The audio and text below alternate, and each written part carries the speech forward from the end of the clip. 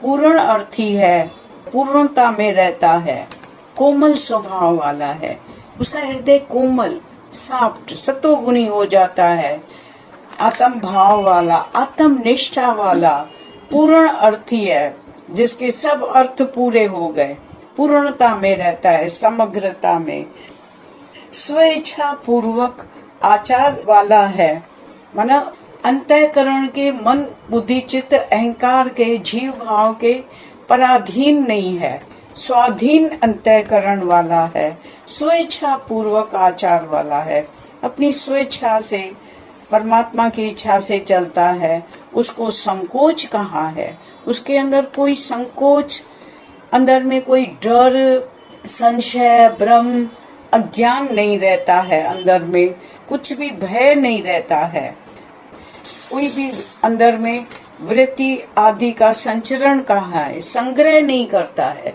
कोई ख्याल को पकड़ के नहीं रखो।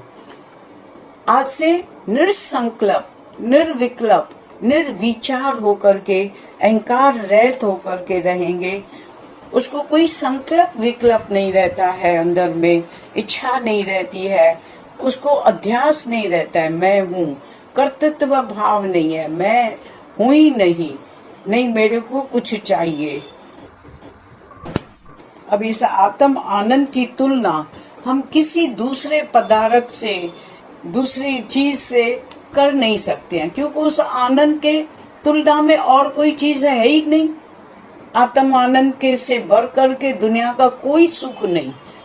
आत्म आनंद ही श्रेष्ठ है, बढ़ कर के है, उत्तम में उत्तम है। तो जिसे उत्तम में उत्तम चीज मिल गई, आत्म सिंहासन, आनंद अंदर भरपूरता आ गई, तृप्ति आ गई अंतःकरण में, जिसने ये अनुभव किया आत्म आनंद, ब्रह्म आनंद की प्राप्ति हो गई, उसका आनंद वो शब्दों में कह नहीं सकता है। ब्रह्म ज्ञानी गूंगा जैसे गुड़ खाता है, मुस्कुराता रहता है, ऐसे खगी मारता है, बहुत आनंद में झूमता, मस्त आनंद में रहता है, अंदर विभोर रहता है, आनंद विभोर रहता है हर वक्त। आठों पैर उसकी समाधि रहती है, समता भाव में रहता है, दुख सुख में समता भाव में रहता है। कोई आए कोई जाए, होवे परलय इस विश्व का, मेरा न होता नाश है। सारी दुनिया खत्म हो जाए, दुनिया में कभी दुखों की एंडी नहीं है, पर जो अपनी आत्मा में जाग जाता है उसके दुखों का अंत हो जाता है। जिसे सच्चा गुरु मिल गया उसके सभी गम दूर हो जाते हैं, तापों से वो बच जाता है।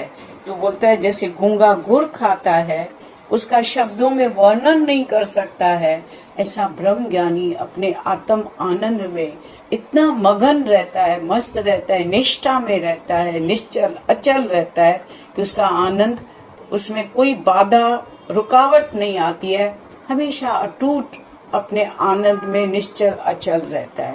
बाकी बाहर की परिस्थितियां तो है ही चेंजेबल, चेंज होती रहती है, माया में झूले की तरह मनुष्य अप डाउन, नीचे ऊपर, कभी वो मेरी ग्रोम होता है ना, वो झूले कभी नीचे कभी ऊपर, पेट में दर्द होता रहता है, गुर गुर गुर गुर गुर गुर होती रहती है।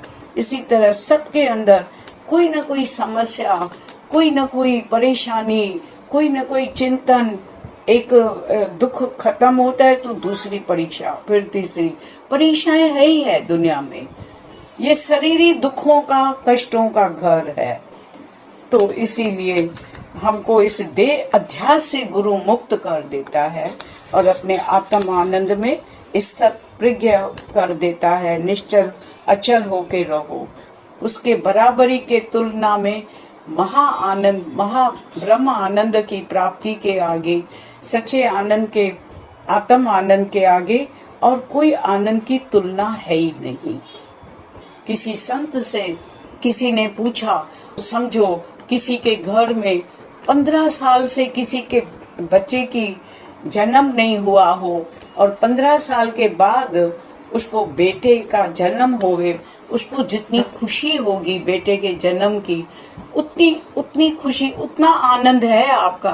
बोला वो तो घटर का सुख है, वो तो आज बेटा पैदा हुआ, कल उसको मरने का डर रहेगा कि ये मेरा बेटा चला न जाए।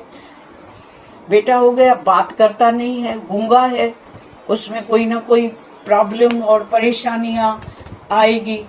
और फिर बोला अच्छा कोई निर्धन हो, बिल्कुल गरीब हो, और उसको अचानक से करोड़ों की लॉटरी लग जाए, उतना आनंद है।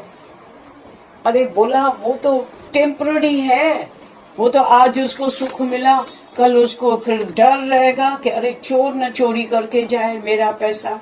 जितने भी शाहूकार हैं उन सबको डर रहता है कि कल हमारी ये शाहूकारी चली न जाए, कोई इनकम टैक्स ना आ जाए, उसमें लफड़ा न हो जाए, इनकम टैक्स न पड़ जाए, ये न हो जाए, कोई चोर न चोरी करके जाए, किसकी नजर न लग जाए, नजर न पड़े चला, तो डर ही डर बना रहता है। किसी की बोला फांसी की सजा होवे, वो उसकी माफ हो जाए, कोर्ट से छूट करके बच के आ जाए, उसको दंड माफ हो जाए, तो बोला वो भी कुछ नहीं है, वो आज छूट के आएगा, कल फिर उसका शरीर चला जाएगा, मौत आ जाएगा। बीमारी से छूट जाए, बहुत बड़ी बीमारी है, उस बीमारी से ठीक हो गया, उसको जितनी खुशी होगी उतना आपके पास आनंद है। तो बोला नहीं, वो तो आज बीमारी से ठीक भी हो गया, सुझाव हो गया, समझो आंख खोला, सबको देखा भी, कोमा से उठ भी गया, और फिर भी क्या, फिर भी ये शरीर तो जाने वाला है, आज नहीं तो कल, कल नहीं तो परसों, सबका शरीर तो क्षण भंगुर है, बेवफा है, जाने वाला है, फिर मौत आ जाएगा, फिर मनुष्य रोएगा, दुखी होगा। उस बीमारी से बच गया और फिर दूसरी बीमारी आ जाती है। ऐसे ही मनुष्य हिलते हुए तख्ते पर खड़ा है, डर डर डर में रहता है, तो मैं मर न जाऊं। पर जो ब्रह्म ज्ञानी है वो अमर आत्मा सच्चिदानंद मैं हूँ, शिवोहम शिवोहम शिवोहम। उसको जो आनंद की प्राप्ति है उसका वर्णन वो शब्दों में नहीं कह सकता है, उसका वर्णन अवर्णनीय है। एक मिसाल बताते हैं, बोलता है ब्रह्म ज्ञानी का जो आनंद है उसका शब्दों में वर्णन नहीं कर सकते हैं।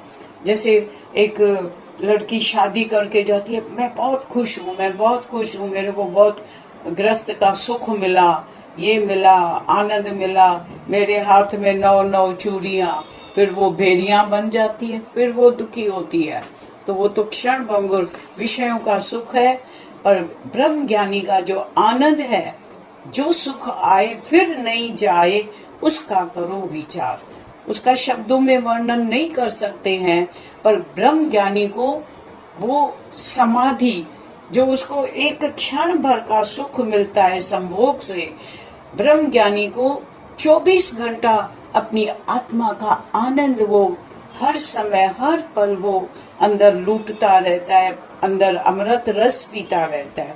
वो विषयों का विष जहर तो एक टिन्नी ड्रॉप है, और वो 24 घंटा ब्रह्म ज्ञानी उस समाधि का, उस आनंद का लुत्फ अंदर ही अंदर आत्म रस पीता रहता है। उसका शब्दों से वर्णन नहीं कर सकता है, वाणी से उसको कुछ कह नहीं सकते हैं। कहे किससे सुनाए क्या, चखा जिसने वो ही जाने। जो अमृत रस पीता है, जो चखता है ये आत्म रस, वो ही जानता है कि दुनिया का सुख सब जीरो है, तुच्छ है, विष है, जहर है। तो ज्ञानी अपने आत्म आनंद के ऊपर ये दुनिया का सब सुख ऐसा वारी वारी घोर करके फेंक देता है। ज्ञानी घोरे सब सुख चर्या सम सुखता। जो समता का सुख है, अंदर ब्रह्म आनंद का आनंद है, उसके आगे वो संसार का सुख अपने ऊपर घोर करके फेंक देता है। स्वामी स्वर्ग खे छॾियाई त्रिय मंज तोरे ऐं ओर वेठो ओरे पंहिंजो पाण सां। वो अपने आत्म आनंद में लीन रहता है। तो जो ब्रह्म आनंद में रहता है, अपनी आत्मा में आत्म सुख में लीन रहता है, वो तुच्छ सुख के पीछे, विषयों के सुख के पीछे कभी दौड़ भाग नहीं करता है, परछाई के पीछे नहीं जाएगा। उसने अच्छी तरह से जान लिया, समझ लिया, पहचान लिया कि ये संसार का सुख सब झूठ है, मिथ्या है, खेल है, नाटक है, तिलस्मबाजी है, सपना है, कहने मात्र है, और अंदर से कुछ भी नहीं है ही नहीं। सुख वो है ही नहीं तीनों काल में। वो अविद्या अज्ञान के कारण भास रहा है, पर वो सच नहीं है। तो जिसने सच्चा सुख आत्म रस पी लिया, वो विषयों के विष के पीछे कभी नहीं दौड़ भाग करेगा। वो खुद भी आत्म रस पिएगा और सबको वही आत्म रस पिलाता रहेगा। साधु सो सतगुरु मोहे भावे, सत्य नाम का भर भर प्याला, आप पिए और मोहे पिलावे। वही हमें सतगुरु भाता है, जो खुद भी आत्म रस पीते हैं और हमें भी पिलाते रहते हैं।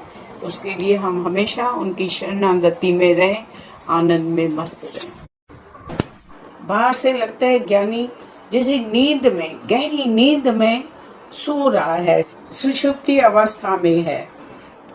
जो जागृत, स्वप्न, सुषुप्ति अवस्था, तीनों अवस्थाओं से ज्ञानी न्यारा रहता है। तुम्हारी नजर में रहता है कि ज्ञानी जाग रहा है, जागता है, जगत देखता है, पर ज्ञानी जगत नहीं, जगदीश देखता है। तुम माया देखता है, माया मना उसको सत्य समझता है, माया को तुम सत्य करके जानता है। पर ब्रह्म ज्ञानी जो है वो जगत नहीं, माया नहीं, जगदीश करके देखता है। ओन सेल्फ, ब्रह्मी ब्रह्म करके देखता है कि ये ब्रह्मी ब्रह्म है, अपना आप ही है, ओन सेल्फ। तीन अवस्था से भी वो न्यारा है। उसकी जो बुद्धि है निश्चय आत्मक बुद्धि हो जाती है। उसकी बुद्धि में एक ही आत्म भाव रहता है, ब्रह्म भाव रहता है, आत्माकार वृत्ति रहती है। जगत दिखाई देता है भ्रम के आधार से। ब्रह्म विचार कीजिए तो फिर जगत है कहाँ? तो वो ब्रह्म विचार में, अपने आत्म विचार में साक्षी भाव में रहता है। तीनों अवस्थाओं से ज्ञानी न्यारा रहता है। देह अध्यास से, भ्रम से न्यारा है। देह ही अपने को नहीं समझता है कि मैं ये देह हूँ। तो साक्षी भाव में दृष्टा होकर के, सीयर होकर के रहता है। कर्ता भाव नहीं रहता है अंदर में।